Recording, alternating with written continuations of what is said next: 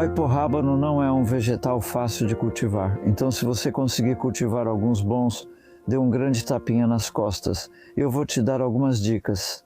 Por exemplo, a semente é realmente pequena, então quando você for semear, não coloque nada por cima, senão ela fica enterrada e precisa de luz para germinar. Então o que eu faço é usar um pedaço de vidro. Preciso dar uma limpada. Eu vou semear uma bandeja e depois colocar vidro por cima. Ou você pode colocar um saco plástico por cima. Basicamente o suficiente para que a luz possa entrar e a umidade fique retida lá dentro. Pelo tempo que leva para a semente germinar, que normalmente se semeia por volta de meados de março, eu diria que o limite para semear aiporrábano é o final de março, porque ele precisa de muito tempo. Ele demora a crescer, pois as sementes são pequenas. Sementes minúsculas sempre demoram mais para se desenvolver. A aipo é igual, rúcula selvagem também, bem diferente da rúcula comum. Então, essas sementes minúsculas você precisa cuidar muito bem no começo. Eu planto nessas bandejas e muitas vezes consigo tirar de 1 a 500 mudas, dependendo da densidade da semeadura. Obviamente, isso é para te dar uma ideia de que você não precisa de uma bandeja de sementes muito grande para plantar bastante aiporrábano se quiser fazer isso. Então eu estou esperando essas sementes germinarem talvez uns 10 dias, 12 dias e depois crescerem um pouco. E o que eu espero é que elas não fiquem maiores do que isso. Isso se chama estágio de 2 folhas e por ser uma semente pequena, esse estágio também é pequeno. E acredite se quiser, você pode ver algumas que nós transplantamos ontem e eu vou te mostrar o processo de transplante. Elas parecem pequenas ao irem para a bandeja de módulos, por isso estou enchendo-a com um composto de qualidade. Aqui uso metade do meu composto e metade de humus de minhoca urbano. E eu acho que isso faz uma mistura forte, o que é bom para semear, na verdade, mas também é certamente bom para transplantar, porque a semente é tão pequena que você não conseguiria semeá-las em uma bandeja assim, e elas vão demorar muito para germinar. Então esse é um jeito muito eficiente de criar muitas mudas em um espaço pequeno e depois selecionar as mais fortes. Então fazer o transplante pode parecer meio bobo se você nunca fez antes, mas faz muito sentido. Para alguns vegetais, como beterraba e cebola, semeamos em grupos devido a sementes pequenas. Então vamos lá e eu vou ver que tipo de raiz tem aqui. Este composto está um pouco empelotado.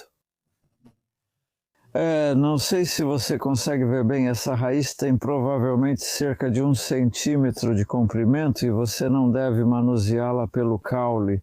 Mesmo se quisesse não poderia, só estou segurando ela assim. Tenho dedos grandes e grossos, isso é possível. E então eu só coloco ela no buraco e empurro o composto ao redor. E é isso é o transplante. E às vezes você mal consegue ver porque um pouco de composto pode cair sobre a folha.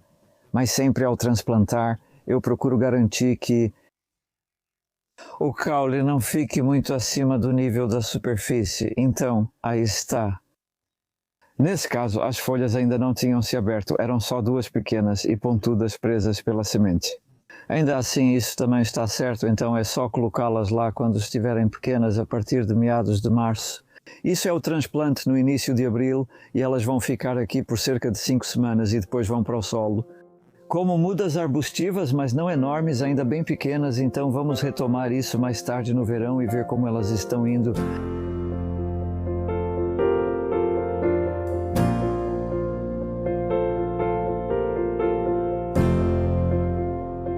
O aiporrábano geralmente é o primeiro plantio do ano, mesmo indo um pouco tarde. E na verdade aqui conseguimos encaixar alguns rabanetes antes, então essa área de terra já deu uma bela colheita de rabanetes que foram semeados.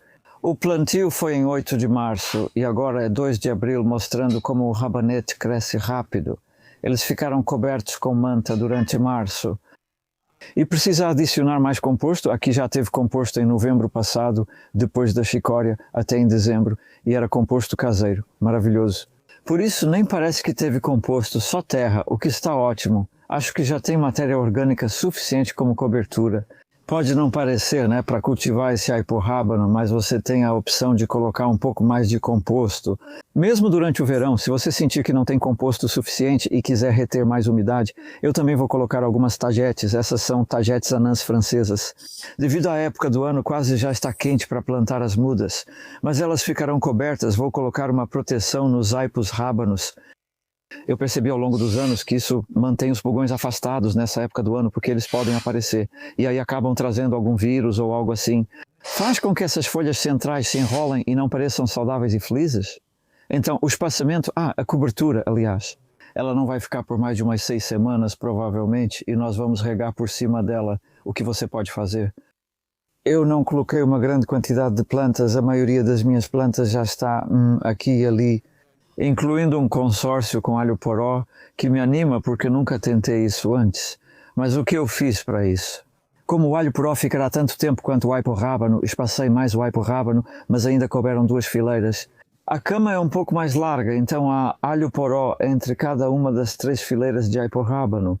Ambos estarão prontos para a colheita, provavelmente ao mesmo tempo, em outubro ou novembro. Se quiser uma cultura intercalada tão rápida quanto a cebolinha, essa é uma opção. Se você tivesse algumas mudas prontas, se você semeasse cebolinhas diretamente aqui, provavelmente levariam muito tempo e só começariam a amadurecer depois. Quando o aipo-rábano precisar de todo o espaço, então o aipo-rábano é uma cultura de ciclo longo. Vou fazer 4 fileiras aqui e em cerca de 35 marquei aqui. Na verdade, são 35 centímetros neste marcador. Então, fui fundo demais. Desculpe, é reflexo meu e... é mais ou menos isso aí. Então, o padrão vai ser assim. Esse aqui vai meio que na diagonal e esse aqui também, novamente, na diagonal. Eu posso ver que minha fileira do meio não está exatamente no lugar certo. Eu deveria ter medido isso, então faz sentido. Ok, eu vou fazer agora. Eu só tenho 15 ou 16 plantas ali. Então, na verdade, acho que vou dar um pouco mais de espaço para elas. Só porque eu tenho esse luxo de poder fazer isso. Você definitivamente não quer plantar a salsão-rábano muito perto.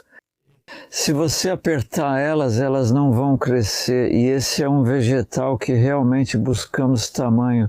Para mim, quanto maiores, melhor. É um mito completo que vegetais de raiz ficam fibrosos quando ficam grandes. Se eles são grandes, eles só são maiores mesmo. Tem mais para comer e o aipo-rábano, como eles ficam muito tempo no solo, tem tempo para isso, para crescerem grandes. Isso já é mais que suficiente. E desde que o solo seja fértil e você os mantenha razoavelmente bem regados, mas não demais. Na verdade, eu descobri isso ao longo dos anos. Se eu der a eles o que eu chamaria de bastante água no verão, eles podem ficar mais tolerantes à doença septória, que aparece mais no outono. Então, sabe, mantenha-os um pouco mais secos em relação à água, desde que tenham fertilidade. E, na verdade, o plantio direto com cobertura de composto facilita muito, pois funciona como uma rega automática. Você pode dizer que a matéria orgânica é como uma esponja que retém a umidade em certos períodos críticos de seca, certo? Então, o transplante é simplesmente tirar as mudas e colocá-las no lugar, e é isso, literalmente. Eu vou colocar até mesmo a menorzinha. Às vezes elas somem um pouco. Na verdade, tudo bem, porque eu não estou preenchendo esses buracos. Você pode ver como é rápido. O sistema de fazer um buraco, colocar e empurrar para baixo, essa é a parte principal disso. Eu coloco um dedo de cada lado do caule e pressiono a própria bola de raiz. Eu preciso trocar de lado aqui, na verdade. Eu reguei essa cama antes porque o rabanete tinha sugado muita umidade. É importante considerar isso ao fazer uma segunda colheita eficiente como esta aqui, mesmo sendo apenas 2 de maio. Então, novamente, com o método sem revolver o solo. Isso facilita porque a água é absorvida rapidamente, graças à matéria orgânica na superfície e à estrutura intacta abaixo. E uau, é isso mesmo que eu vou fazer. Tenho mais um buraco, vou deixar esses 2 últimos. Eu gosto de deixar uma espécie de linha ali, um padrão em bloco. eis que uma dessas lindas tagetes anãs francesas ficaria bonita ali. Ela pode crescer em um espaço semelhante ao do aipo-rábano, então vamos ver isso. E então vou colocar 3 dessas pequenas tagetes no final do canteiro, onde elas vão crescer, mais do que tudo voltadas para o caminho, o que é ótimo e realmente melhora a aparência de tudo. É uma flor linda para cultivar como planta companheira, pois mesmo produzindo sementes, não vira uma erva daninha como a calêndula. Esta é a tagete anã francesa da Pagite. Recomendo muito, além de serem sementes caseiras seguras. Então agora vou continuar e colocar os arcos. Depois tem uma tela termocrop que vai manter os pulgões afastados e você vai ver como tudo isso funciona.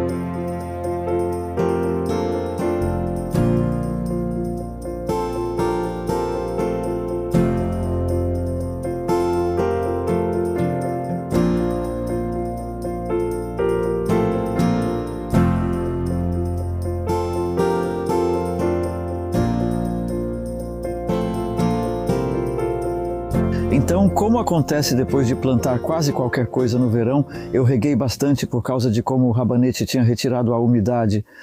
E eu não quero voltar lá por um tempo, na verdade, pelo menos 3 dias, dependendo de como o tempo estiver.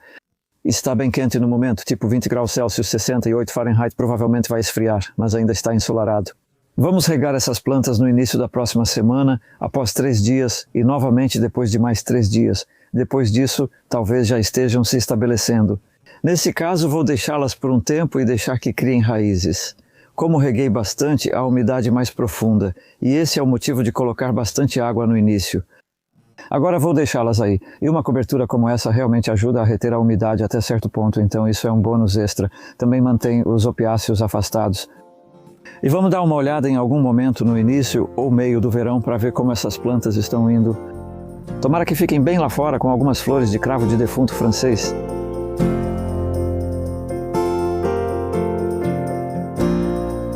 Aqui estamos nós, em meados de julho, e você pode ver que o crescimento foi impressionante.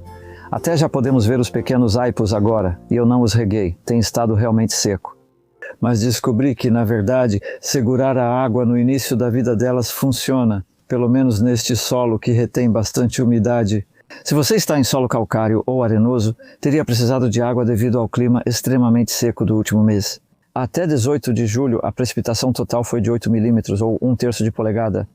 É quase nada, mas ontem à tarde choveu e isso ajudou bastante. E eu não sei se você consegue ver, como pode ver, sabe? A raiz superficial, às vezes, depois da chuva aparece. Mas daqui para frente vou procurar regar essas um pouco mais, especialmente em agosto e setembro, porque elas realmente vão começar a inchar. É possível notar o estresse hídrico em algumas delas. Tem até uma folha que eu poderia arrancar. E isso aí, esse tipo de coisa totalmente amarelada, ficando parecida com papel marrom, seca, isso é estresse hídrico. Se você vê muito disso, isso sugere que pode valer a pena regar. E nós já fizemos um pouco de desfolha, removendo essas folhas inferiores. O motivo dessa folha estar ficando amarela e não parecer bonita é porque é uma folha velha que a planta não está mais usando, ela está deixando morrer. Basicamente, minha preferência é deixar essas folhas. E nós temos limpado as daqui, mas as de lá que estão entre os alhos porós, eu não limpei nada. Eu estou sempre de olho nesse tipo de diferença, se realmente faz diferença ou não, talvez não, mas vamos ver. É mais um trabalho. E mais uma coisa, eu só quero mencionar essas calêndulas porque a variedade Anã Rent Riagal é uma planta tão bonita para colher durante o verão. E ela continua ainda mais se você tirar as flores murchas assim. Sempre hesito um pouco porque também quero guardar sementes, mas descobri ao longo dos anos que cultivo muitas delas nos túneis plásticos com os tomates. E como é mais seco lá dentro, sabe? Eu posso controlar a quantidade de água da chuva, por assim dizer. E as sementes então secam bem na planta. E essas são de sementes que guardei do ano passado do túnel plástico. E você pode ver como as plantas são incrivelmente fortes. Elas superaram minhas expectativas sobre o tamanho das calêndulas, pois no túnel plástico cresceram enormes até demais, e eu as tenho podado. Mas esta é a calêndula anã francesa, Tagetes patula, uma planta companheira muito boa, e também tem um pentstemon ali, que plantei recentemente, na verdade porque eu adoro penicilina, e aquela é uma malva malope, então é a malope vulcan trifida aqui, como você pode ver. Elas florescem lindas no verão, por isso deixo espaço para elas no fim do canteiro. Não sei se isso ajuda um solário, mas não importa, são bonitas e gosto de tê-las ali. Isso me ajuda todo mundo a aproveitar o jardim. Então, sabe, de muitas maneiras você está olhando para esse tipo de coisa. Mas vamos voltar e dar uma olhada nessas flores quando entrarmos no outono, e espero que vejamos que elas cresceram bem.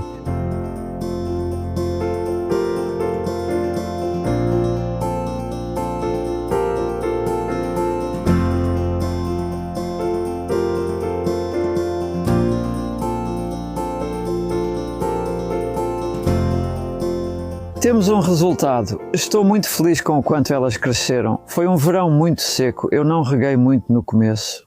Não, o método no-dig realmente ajuda com isso e eu percebi ao longo de muitos anos que é melhor segurar um pouco na rega. Até mais ou menos meados de agosto, aqui perto do final do verão.